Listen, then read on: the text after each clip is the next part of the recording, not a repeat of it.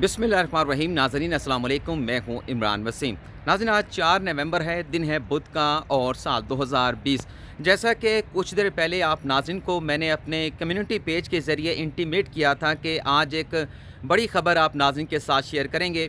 बड़ी ख़बर नाज़रीन ये है कि आज सुप्रीम कोर्ट ऑफ पाकिस्तान की जानिब से जस्टिस काजी फ़ाइज़ा केस में जस्टिस मंसूर अली शाह और जस्टिस मकबूल बाकर के जो इख्तलाफी नोट्स हैं उन्हें बाकायदा तौर पर जारी कर दिया गया है।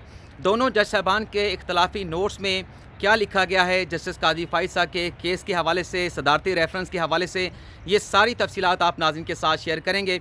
और इसके साथ साथ आप नाज़रीन को ये भी बताएंगे कि आखिर सुप्रीम कोर्ट ऑफ पाकिस्तान की जानिब से आज के रोज़ ही जस्टिस मंसूर अली शाह और जस्टिस मकबूल बाकर के ये इख्तलाफी नोट्स क्यों जारी किए गए हैं, इसकी वजह क्या है, इसकी तफसीलात भी आप नाज़रीन के साथ शेयर करेंगे।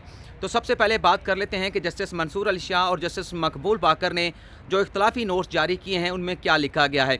जस्टिस काजी फ़ाइज़ा केस का जो तफसीली फ़ैसला था वो तो 2 हफ़्ते कबल सुप्रीम कोर्ट ऑफ पाकिस्तान की जानिब से जारी कर दिया गया था। उसकी तफसीलात आप नाज़रीन के साथ हम पहले शेयर कर चुके हैं। उसी फ़ैसले के साथ जस्टिस याह्या अफरीदी, जिन्होंने 19 जून के फ़ैसले में सुप्रीम कोर्ट के 7 जजेस के साथ इख्तलाफ किया था, वो इख्तलाफी नोट भी शामिल था। आज ये 2 अलग से इख्तलाफी नोट जो है वो जारी किए गए हैं। इन इख्तलाफी नोट में जो जस्टिस मंसूर अली शाह ने इख्तलाफी नोट लिखा है वो 65 सफ़ात पर मुश्तमिल है। वैसे तो काफ़ी लंबा ये नोट लिखा गया है, लेकिन अब तक की जो मेरी रीडिंग है वो आप नाज़रीन के साथ में शेयर कर लेता हूँ। बाकी जो इसमें इख्तलाफी नोट के बाकी जो चीज़ें हैं वो आगे चल के किसी दूसरी वीडियो में आप नाज़रीन के साथ शेयर करेंगे। जस्टिस मंसूर अली शाह अपने इख्तलाफी नोट में ये लिखते हैं कि आइन हर पाकिस्तान के शहरी को हुकूमत की मुदाखलत के बगैर आज़ादी फराहम करता है। आगे चल के वो लिखते हैं कि जस्टिस काजी फ़ाइज़ा की अहलिया की जायदादों का मामला FBI को भिजवाने का मतलब ये है कि सुप्रीम कोर्ट के जजेस, हाई कोर्ट के जजेस अपने फैमिली मामलात के ऊपर सुप्रीम जुडिशल काउंसिल के सामने जवाबदेह हैं। जजेस की जवाबदेही का ये तसव्वुर जो कोड ऑफ कंडक्ट है आला अदलिया के जजेस के हवाले से, ये तसव्वुर कोड ऑफ कंडक्ट के बरखिलाफ़ है, गैर मुतल्लका है, और ऐसा तसव्वुर जो है इसका अदालती साख के साथ कोई ताल्लुक़ नहीं है। आगे चल के जस्टिस मंसूर अली शाह ये लिखते हैं कि अदलिया की आज़ादी और अदलिया के एहतसाब पर कोई समझौता नहीं किया जा सकता, कोई समझौता नहीं हो सकता। अदलिया की आज़ादी और एहतसाब 2 अहम सतून हैं। ये दोनों सतून मिलकर अवाम का एतमाद और अदालती निज़ाम की सदाकत को कायम रखते हैं। आगे चल के जस्टिस मंसूर अली शाह मज़ीद ये लिखते हैं कि FBI को तहकीकात की हदायत देने की कोई ज़रूरत नहीं थी। मतलब जो सुप्रीम कोर्ट के 7 रुकनी जजेस की जानिब से अहलिया जस्टिस काजी फ़ाइज़ा की लंदन जायदादों की इंक्वायरी का मामला जो FBI को भिजवाया गया था, जस्टिस मंसूर अली शाह ये लिखते हैं कि इसकी कोई ज़रूरत नहीं थी। आगे वो लिखते हैं कि कौंसल किसी भी जज के मामले पर अज़ खुद नोटिस लेने की मजाज़ है, बिल्कुल आज़ाद है। FBI या कौंसल की जानिब से कार्रवाई से गुरेज़ा होने की या हिचकिचाहट का मुज़ाहरा करने का मौक़िफ़ ना वफाकी हुकूमत की जानिब से लिया गया, ना जस्टिस काजी फ़ाइज़ा की जानिब से ये मौक़िफ़ अपनाया गया। अदारों को अख्तियारात ना होने पर सुप्रीम कोर्ट अपने हुक्म से किसी अदारे को अख्तियार नहीं दे सकती। FBI की रिपोर्ट काउंसिल के सामने जज के ख़िलाफ़ एक नई कंप्लेंट होगी। मकसद के FBI की लंदन जायदादों की इंक्वायरी के बाद जो रिपोर्ट सुप्रीम जुडिशल काउंसिल में पेश की जाएगी, जस्टिस मंसूर अली शाह ये कहते हैं, ये एक तरह से ये रिपोर्ट सुप्रीम जुडिशल काउंसिल के सामने जस्टिस काजी फ़ाइज़ा के ख़िलाफ़ एक नई कंप्लेंट होगी। FBI को आर्टिकल 209 के तहत सदर को किसी भी जज के ख़िलाफ़ रेफरेंस दायर करने के लिए अप्रोच करने का अख्तियार नहीं है। वफाकी हुकूमत या उसके इदारे जज के कंडक्ट पर कौंसल को शिकायत या कंप्लेंट नहीं कर सकते। जस्टिस ईसा के ख़ानदान को भी शहरियों की तरह आज़ादी हासिल है और उन्हें आइन का तहफ़्फ़ुज़ हासिल है। जस्टिस ईसा की अहलिया और बच्चों को बुलाकर इस मुकदमे में नहीं सुना गया, ना ही इस मुकदमे में सुप्रीम कोर्ट ने जस्टिस काजी फ़ाइज़ा की अहलिया को और बच्चों को फ़रीक बनाया है। शिकायत कुनुंदा मतलब वहीद डोगर, जिन्होंने जस्टिस काजी फ़ाइज़ा के ख़िलाफ़ एसेट रिकवरी यूनिट में कंप्लेंट दायर की थी, इसमें जस्टिस मंसूर अली शाह ये लिखते हैं कि शिकायत कुनुंदा वहीद डोगर की कंप्लेंट को पजीराई देने के तमाम जो इक़दामात एसेट रिकवरी यूनिट और वजारत कानून की जानिब से उठाए गए थे, इन्हें कलअदम करार दिया जाता है। और ये भी कहा गया है कि जो रेफरेंस बनाया गया जस्टिस काजी फ़ाइज़ा के ख़िलाफ़, ये कानून के मुताबिक भी बदनीयती पर मबनी था और हक़ाइक़ के मुताबिक भी बदनीयती पर मबनी था, और सदर मुमलिकत को ऐसा रेफरेंस मंजूर करने का किसी किस्म का कोई अख्तियार नहीं था। जस्टिस मकबूल बाकर के भी कुछ नोट्स हैं, वो आगे चल के आप नाज़रीन के साथ शेयर करेंगे, लेकिन सबसे पहले जस्टिस मंसूर अली शाह का जो इख्तलाफी नोट है उसे मुकम्मल कर लेते हैं। जस्टिस मंसूर अली शाह ये लिखते हैं कि जस्टिस काजी फ़ैज़ा को जानबूझकर फैज़ाबाद धरने केस के फैसले के बाद टारगेट किया गया। फैज़ाबाद धरना केस का फैसला इक़्तिदार में बैठे हुए लोगों के लिए इख्तलाफ का सबब बना।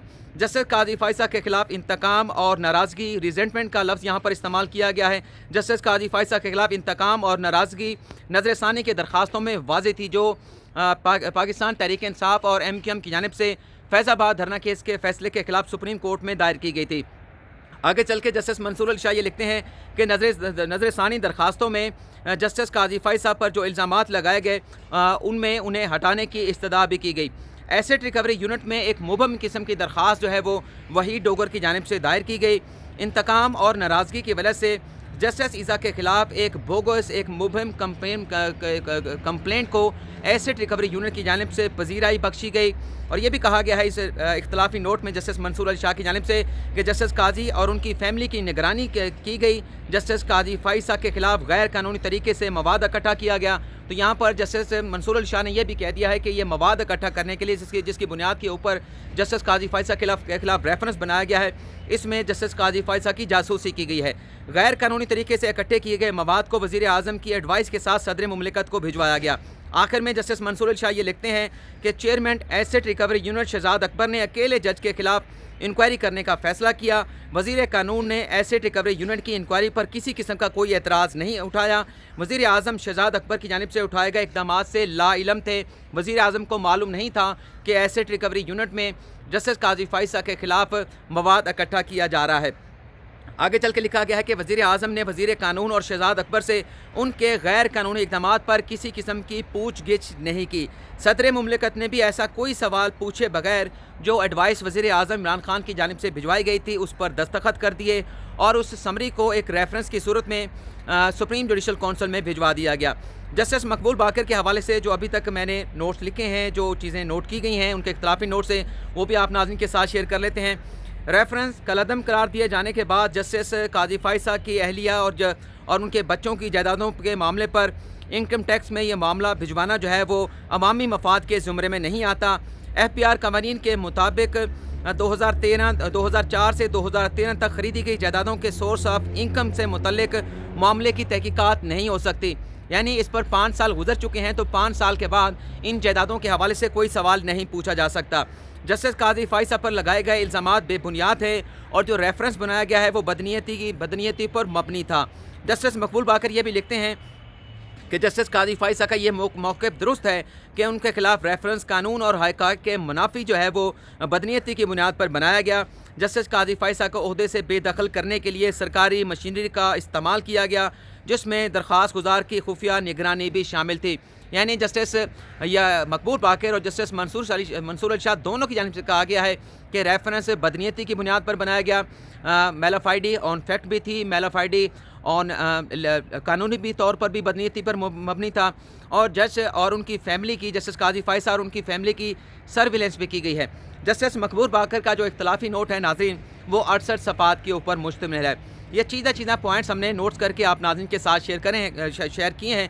डिटेल तफसीलात आगे चल के किसी दूसरी वीडियो में आप नाज़रीन के साथ शेयर करेंगे। लेकिन जो मैंने आपको पहले बताया था कि आज ही ये इख्तलाफी note supreme court of Pakistan की जानिब से क्यों जारी किए गए हैं।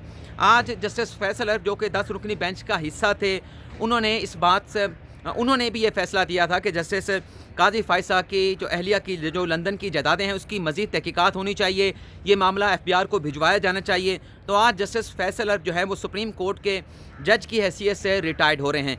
उनके एजाज़ में फुल कोर्ट रेफरेंस भी जारी है, जिसमें सुप्रीम कोर्ट बार एसोसिएशन के जो प्रेसिडेंट हैं, पाकिस्तान बार काउंसिल के जो वाइस चेयरमैन हैं, जो अटॉर्नी जनरल हैं, उसके साथ साथ चीफ जस्टिस ऑफ पाकिस्तान भी खिताब करेंगे। और रात को रजिस्ट्रार सुप्रीम कोर्ट की जानिब से जस्टिस फैसल अरब को एक बड़ा ज़बरदस्त किस्म का इशाया भी दिया जाएगा। तो आज उनकी रिटायरमेंट के से कबल जो है ये इख्तलाफी नोट जारी किया गया है, ताकि किसी किस्म का कोई क्वेश्चन ना किया जा सके।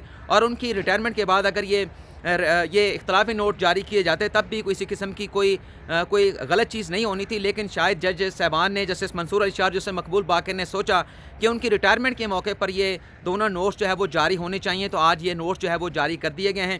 لیکن جسٹس یحییٰ فریدی، جسٹس منصور علی شاہ اور جسٹس مقبول باقر کے یہ جو اختلافی نوٹ ہیں، جو 7 رکنی بینچ کا ڈیٹیل فیصلہ ہے، جو حتمی فیصلہ ہے، اس پر کسی قسم کا یہ افیکٹ نہیں کرے گا، کسی قسم کی اس کی لیگل حیثیت نہیں ہے۔ یہ 2-3 جج صاحبان کی اپنی رائے ہے جنہوں نے 7 ججز کے ساتھ اختلاف کیا ہے۔ فیصلہ وہی ہے کہ جو سپریم کورٹ کے 7 رکنی بینچ 7 ججز کی جانب سے دیا گیا ہے، جس کی سربراہی جو فیصلہ جو ہے وہ جسٹس عمر بندیال کی جانب سے تحریر کیا گیا ہے۔ تو آج کی ناظرین ویڈیو میں اتنا ہی، مزید جو تفصیلات ہوں گی وہ آپ ناظرین کے ساتھ آگے چل کے شیئر کریں گے۔ فی الحال اجازت چاہتے ہیں، اللہ حافظ۔